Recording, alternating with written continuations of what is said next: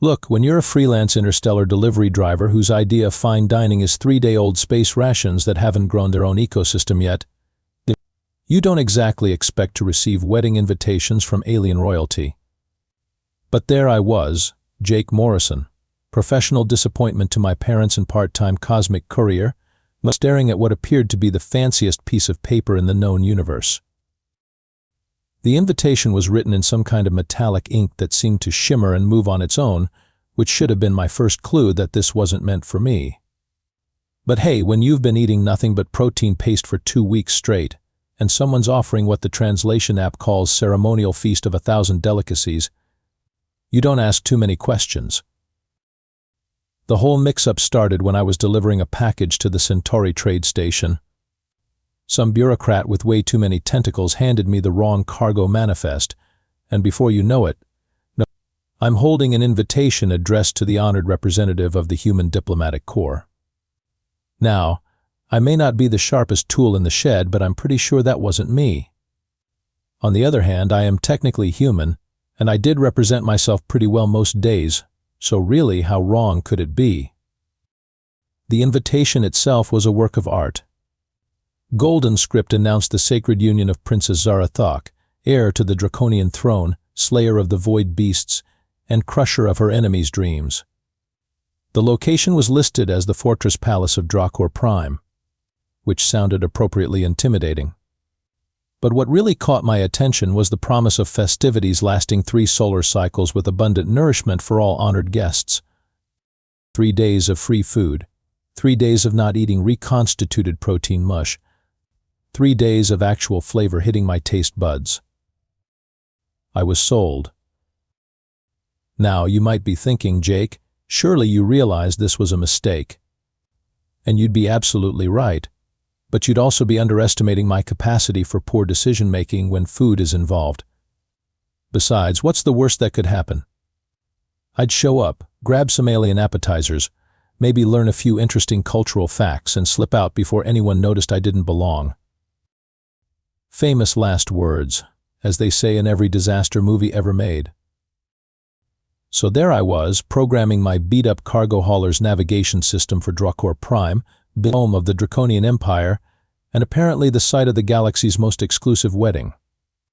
My ship's AI, a sarcastic piece of junk I'd nicknamed Murphy because everything that could go wrong usually did, decided this was the perfect time to offer commentary. Jake, Murphy's synthetic voice crackled through the speakers. I feel obligated to point out that Dracor Prime is a fortress world inhabited by 7-foot-tall warrior aliens who consider ritual combat a form of small talk. Thanks for the pep talk, Murphy, I replied, plotting our course. Really boosting my confidence here. Just saying, maybe we should double-check that invitation. The last time you crashed a party, we nearly started a trade war with the Felinoid Confederation. That was different. How was I supposed to know that purring at their ambassador was considered a mating call? But it was too late to back out now. The hyperspace engines were already spinning up, and I could practically taste those 1,000 delicacies. What could possibly go wrong? Dracor Prime looked exactly like what you'd expect from a planet run by warrior aliens who probably used smaller planets as stress balls. Massive black towers jutted up from the surface like angry metal fingers, connected by bridges that seemed to defy several laws of physics I'd learned in school. The whole place screamed we could conquer your civilization before lunch, and we probably will. My cargo hauler looked about as impressive as a paper airplane next to the gleaming warships docked at the orbital station. The docking officer, a hulking creature that looked like someone had crossed a rhino with a tank and given it anger management issues, barely glanced at my forged credentials before waving me through. Either their security was surprisingly lax, or they just couldn't believe anyone would be stupid enough to crash a royal wedding. Spoiler alert, they underestimated human stupidity. The palace itself was something out of a fevered dream designed by someone who really liked the color black and had strong opinions about the architectural benefits of putting spikes on everything. Guests were arriving in what I can only describe as the galactic equivalent of luxury limousines, if luxury limousines were designed by beings who considered subtle a dirty word. And then there was me, climbing out of my rust bucket delivery ship wearing the one clean shirt I owned and a pair of pants that had seen better centuries. I felt like I'd shown up to a black tie event in pajamas, which, considering the formal military dress uniforms everyone else was sporting, wasn't far from the truth. The first alien I encountered was roughly the size of a small building and had more medals on his chest than a dictator's wet dream. He looked me up and down with the kind of expression you'd give a bug that had crawled into your soup. "You are the human representative?" His voice sounded like gravel being processed through a meat grinder. "That's me," I said, trying to project confidence while internally screaming. "Jake Morrison, diplomatic guy." He grunted, which I chose to interpret as approval, rather than the sound someone makes before they squash an annoying insect.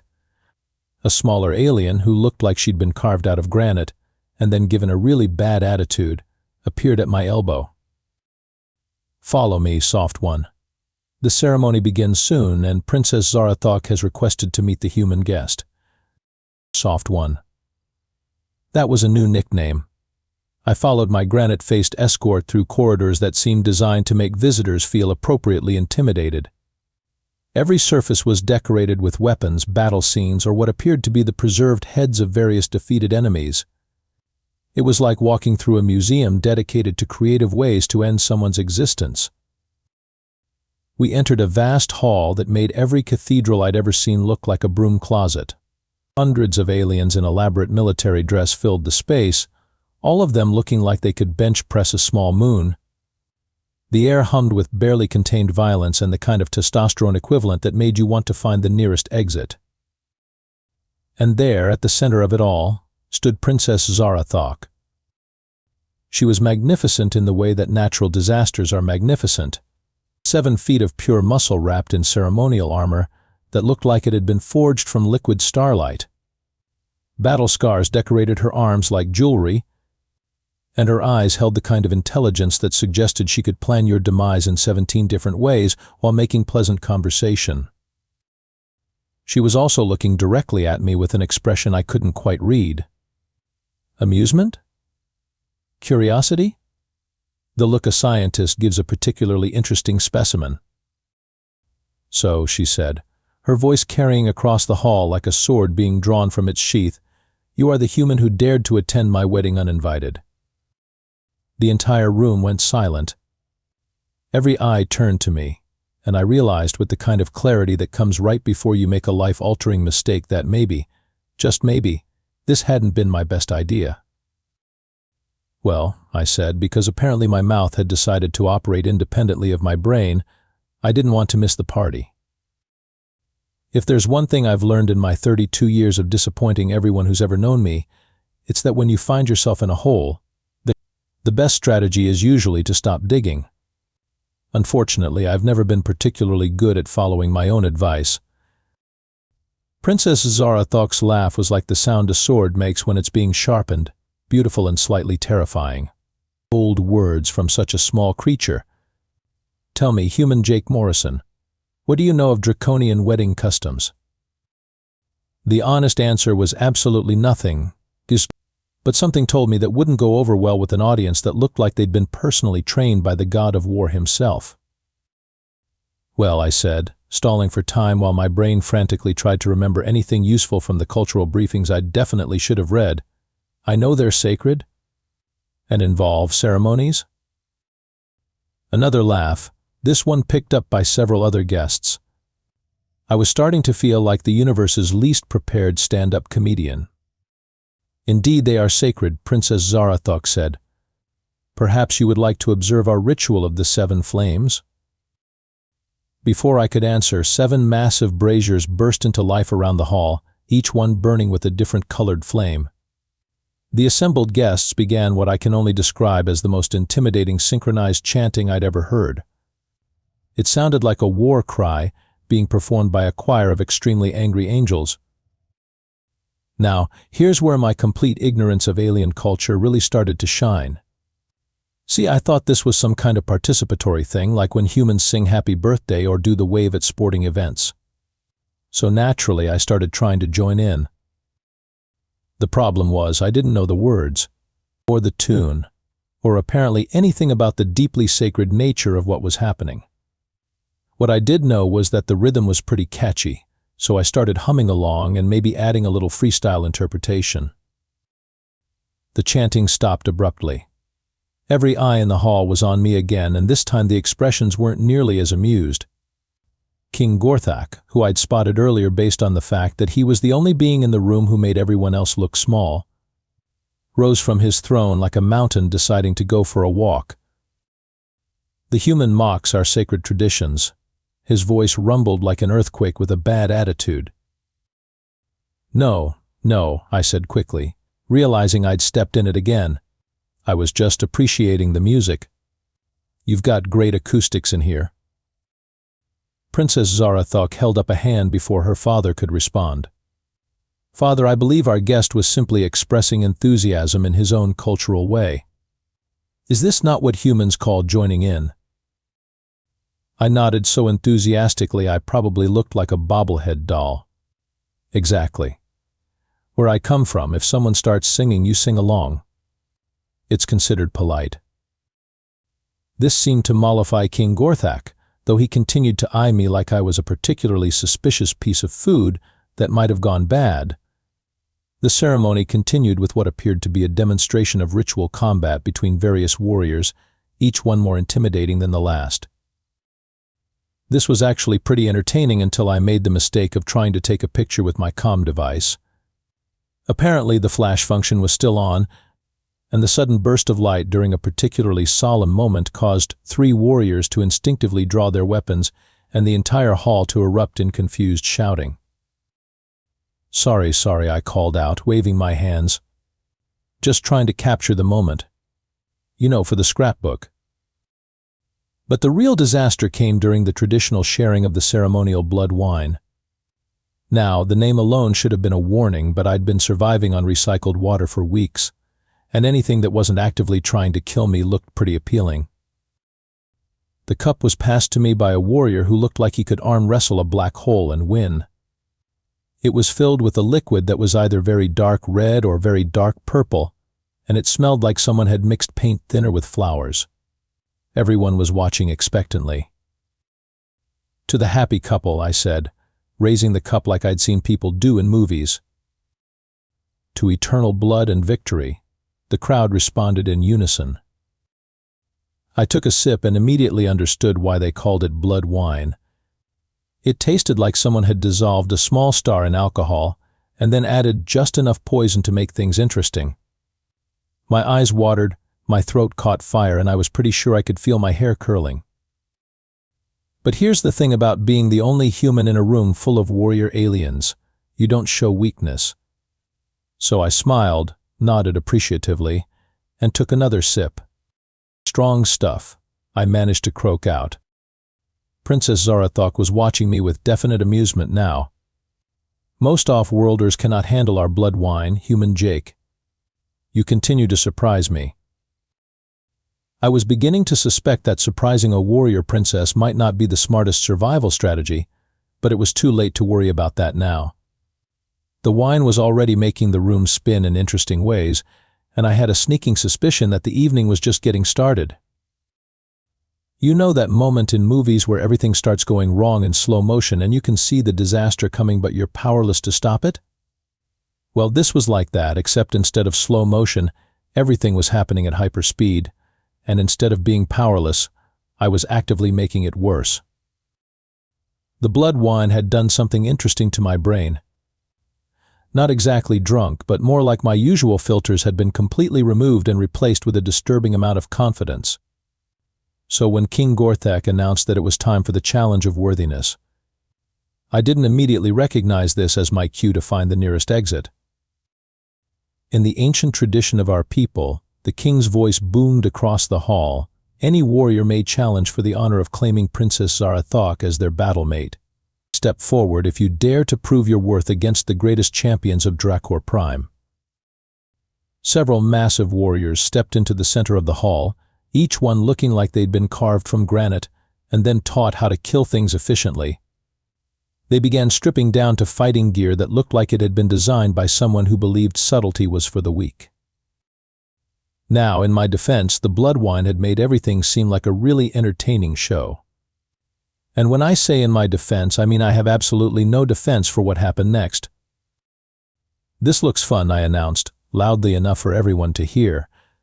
"How do I sign up?" The hall went so quiet you could have heard a pin drop on the other side of the galaxy. Princess Zarathok's eyes went wide. King Gorthak's expression shifted from surprise to homicidal in record time. And somewhere in the back of my wine-addled brain, a small voice was screaming that I'd just made a terrible, terrible mistake. "The human challenges." One of the warriors growled, sounding like he was asking for clarification on whether I'd just volunteered to be turned into paste. I said, the sober part of my brain desperately trying to backpedal. I was just asking how it worked. Out of curiosity. Academic interest. But it was too late. King Gorthak had that look that people get when they're trying to decide between being furious and being impressed by someone's sheer audacity. "If the human wishes to compete for my daughter's hand," he said slowly, "then he will face the trials like any other suitor. But know this, soft one, the challenge of worthiness is to the death." To the death. Those words cut through the blood wine haze like a plasma cannon through tissue paper. Suddenly, the room seemed a lot less entertaining and a lot more like a gladiatorial arena where I was about to become the main course. "Actually," I started to say, but Princess Zarathok interrupted.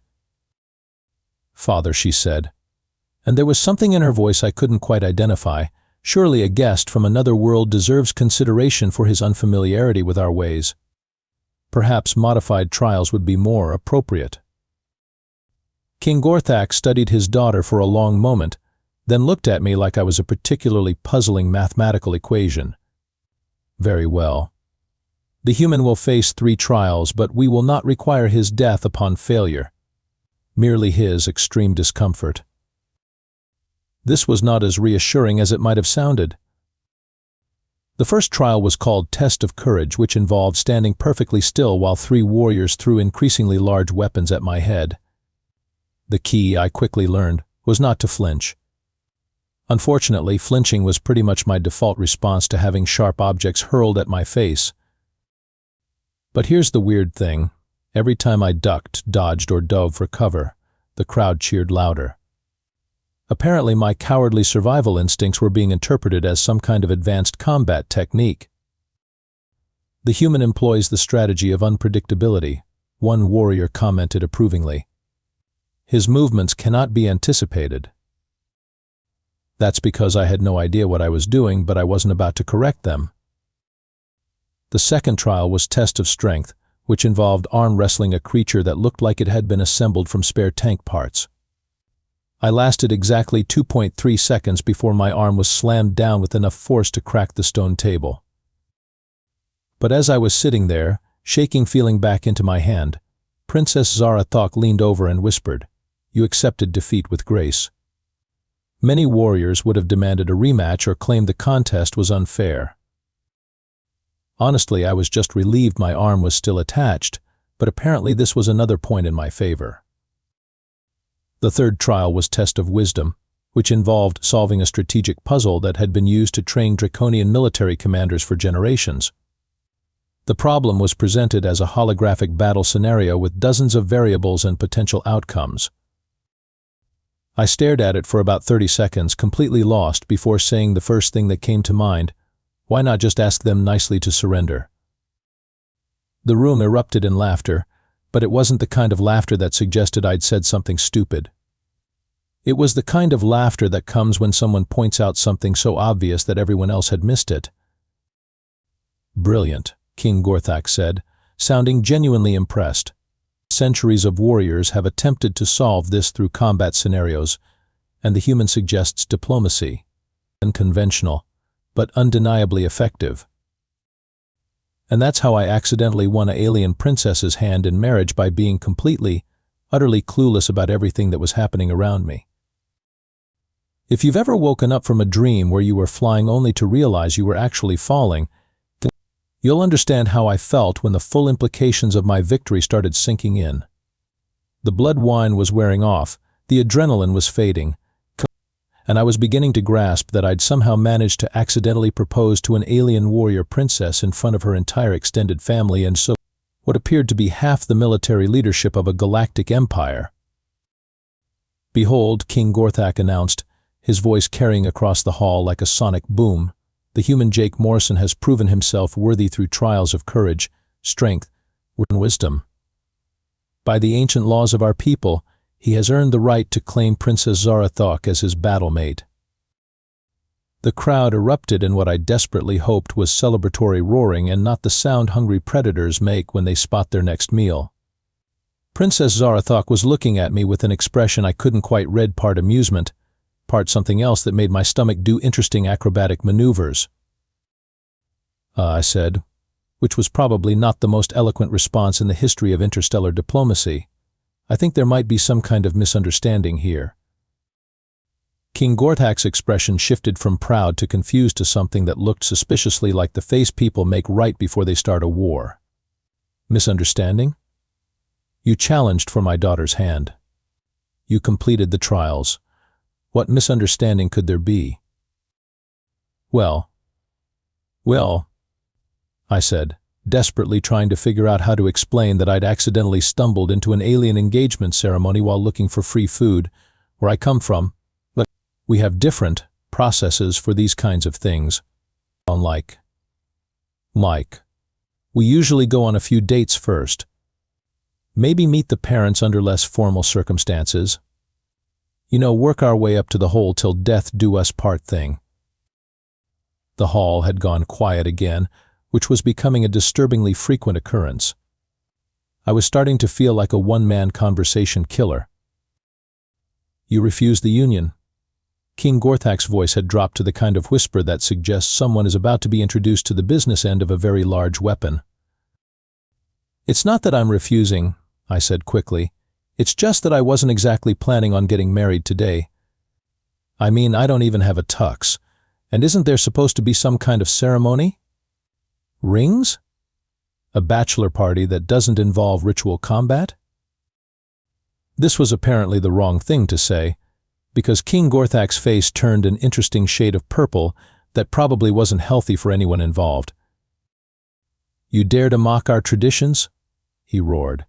"You complete the trials and then claim our ways are insufficient?"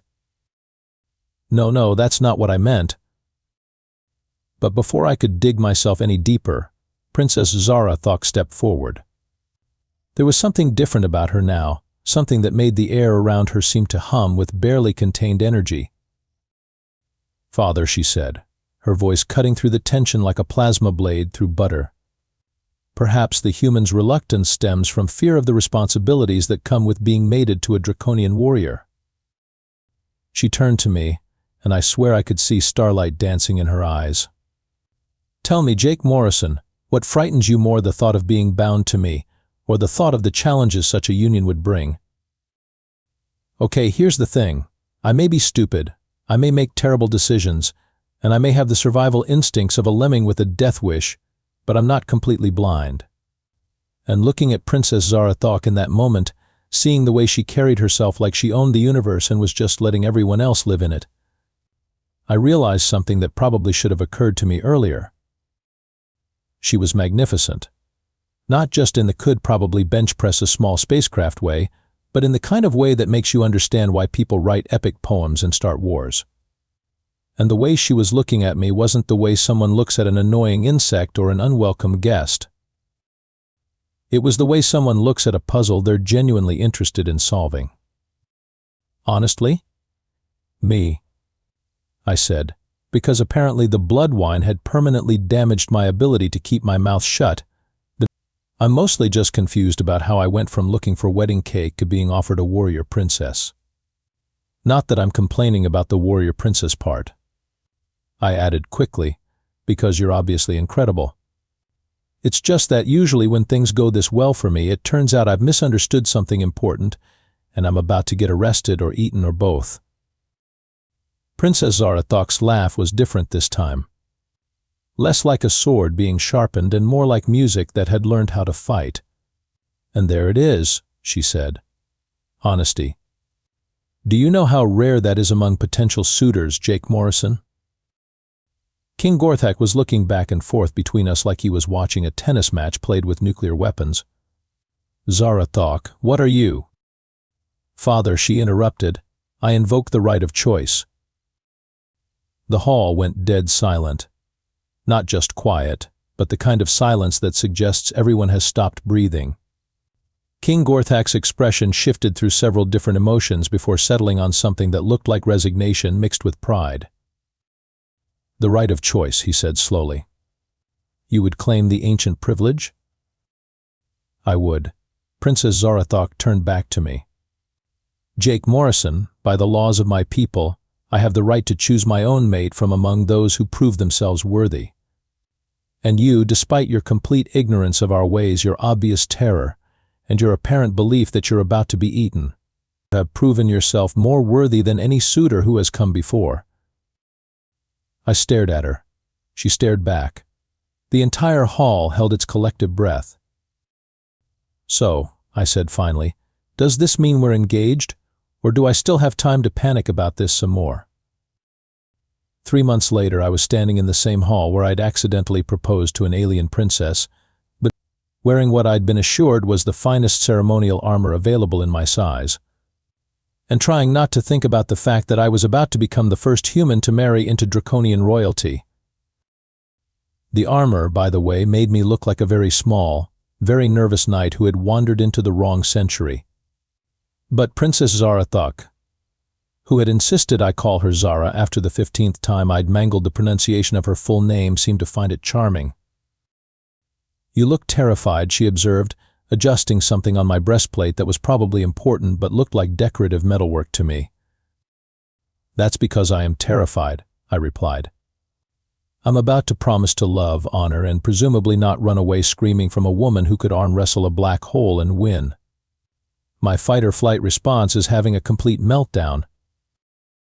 She laughed, and I'd discovered over the past few months that making her laugh had become my favorite hobby. It turned out that beneath all the warrior princess intimidation, Zara had a sense of humor that appreciated the absurd, and I had apparently elevated absurdity to an art form. "You know," she said, "when I first saw you at my brother's wedding, I thought you were either the bravest being in the galaxy or the most foolish." "Your brother's wedding?" I stared at her. "That wasn't your wedding?"